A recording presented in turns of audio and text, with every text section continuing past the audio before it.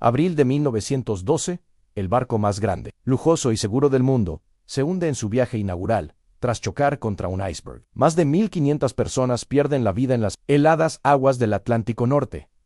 Esa es la historia oficial que todos conocemos, la que nos contaron en la escuela, la que James Cameron inmortalizó en el cine. Pero, ¿y si te dijera que esa historia es una mentira? ¿Y si el barco que hoy descansa a casi 4.000 metros de profundidad no es en realidad el Titanic? Bienvenidos a Misterios Internacionales. Hoy vamos a sumergirnos en las profundidades de una de las teorías de conspiración más fascinantes y perturbadoras de la historia, la teoría del intercambio del Titanic. Un presunto fraude millonario, una estafa a las aseguradoras y un oscuro secreto que la compañía naviera White Star Line habría intentado hundir para siempre. Así que abróchense los cinturones, porque la verdad que vamos a desenterrar podría cambiar todo lo que creían saber sobre el naufragio más famoso de todos los tiempos. Nada, absolutamente nada, es lo que parece. Para entender esta increíble teoría, primero debemos presentar al otro protagonista de esta historia. Uno que a menudo queda en la sombra, el RMS Olympic, el hermano gemelo del Titanic. Construido casi al mismo tiempo,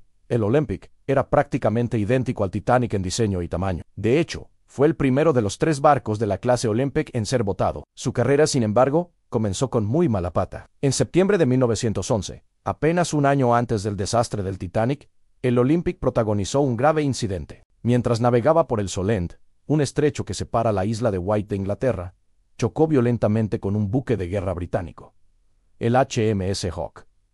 El impacto fue catastrófico. El Hawke, diseñado para embestir barcos, abrió un enorme boquete en el casco del Olympic, inundando 2 de sus compartimentos estancos y dañando gravemente su eje de la hélice de estribor. El barco tuvo que regresar cojeando a puerto para someterse a reparaciones extensas y muy costosas. Y aquí es donde las cosas empiezan a ponerse realmente turbias. Tras una larga investigación, el almirantazgo británico dictaminó que la culpa del accidente fue enteramente del Olympic. La succión generada por el gigantesco transatlántico había atraído al buque de guerra hacia su costado. El veredicto fue un golpe devastador para la White Star Line. Significaba que el seguro, Lloyd's of London, no pagaría ni un solo centavo por las reparaciones. La compañía naviera se encontraba en una situación desesperada. Tenían un barco nuevo, el Olympic, convertido en un montón de chatarra torcida, caro de reparar y con una reputación manchada. Estaban al borde de la quiebra. Mientras tanto, en el mismo astillero, su hermano gemelo, el Titanic, estaba casi listo para su viaje inaugural, flamante y prometedor. Y es en este punto de desesperación financiera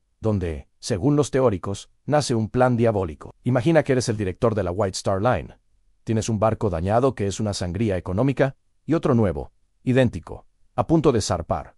¿Qué haces? La teoría del intercambio sugiere una solución tan audaz como siniestra.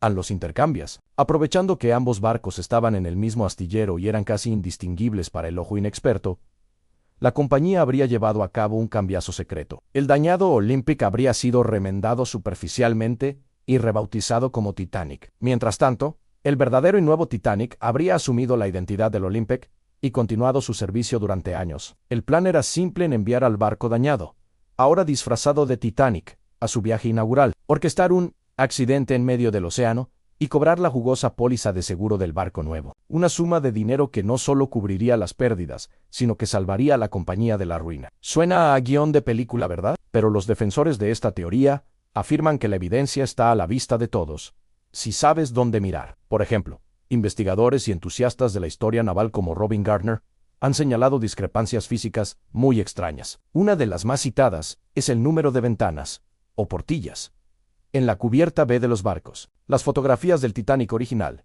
mientras estaba en construcción en el astillero Harland and Wolff, muestran claramente que tenía 14 ventanas espaciadas de manera uniforme en esa sección. Sin embargo, las fotos del barco que zarpó de Southampton el 10 de abril de 1912, el que todos conocemos como Titanic, muestran 16 ventanas, con las 2 delanteras espaciadas de forma irregular. Y adivinen qué barco tenía exactamente 16 ventanas con esa misma configuración. Exacto, el Olympic. Después de sus primeras modificaciones. ¿Una simple remodelación de última hora o una prueba irrefutable del cambiazo? Pero la evidencia no se detiene en la superficie. Décadas después, cuando el explorador Robert Ballard finalmente descubrió los restos del naufragio, en 1985, hizo un hallazgo que para muchos es la prueba definitiva. En la proa del pecio, encontró las letras de bronce del nombre del barco caídas o desprendidas del casco, justo en el lugar donde debería haber estado la T de Titanic. Algunos investigadores que han analizado las imágenes de alta resolución afirman que se puede distinguir una M y una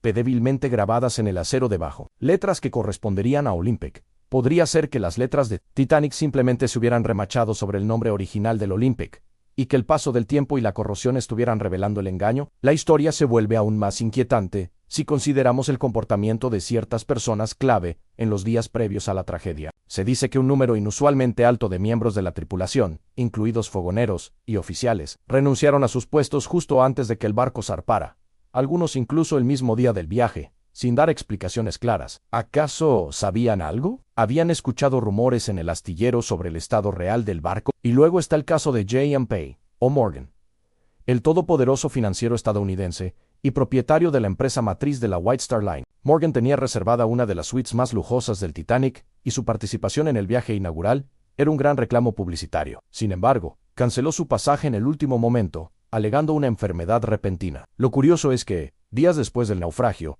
fue fotografiado en Francia, aparentemente gozando de perfecta salud y en compañía de su amante. Pero él no fue el único. Se estima que más de 50 pasajeros de primera clase, muchos de ellos amigos y socios de Morgan, también cancelaron sus reservas a última hora. ¿Fue una increíble coincidencia, o es que los peces gordos sabían que ese barco estaba destinado a no llegar a Nueva York? Además, hay otro detalle que añade una capa de sospecha a toda la operación. En la noche del hundimiento, no muy lejos de la posición del Titanic, se encontraba el SS Californian, pero según algunos teóricos, había más barcos de la misma compañía en las inmediaciones, como el Mount Temple. Lo extraño es que estos barcos no llevaban pasajeros, estaban cargados principalmente con mantas, ropa de abrigo y botes salvavidas adicionales, casi como si estuvieran preparados para una operación de rescate. La teoría sugiere que el plan no era que muriera tanta gente. La idea habría sido provocar un accidente controlado, evacuar a los pasajeros a estos barcos de rescate que esperaban cerca, y luego dejar que el barco dañado se hundiera lentamente para cobrar el seguro.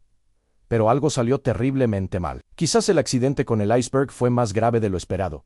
O quizás el Californian, por razones que aún se debaten, no acudió a la llamada de socorro a tiempo, convirtiendo un fraude calculado en una masacre. La historia oficial nos dice que el hundimiento del Titanic fue una tragedia causada por un exceso de confianza, una cadena de errores humanos y una dosis terrible de mala suerte. Un iceberg en una noche sin luna y un capitán que iba demasiado rápido. Pero la evidencia alternativa sugiere algo mucho más siniestro: el fraude más audaz y mortal del siglo XX. Ahora, te pregunto a ti, ¿crees que todo esto es solo una teoría loca?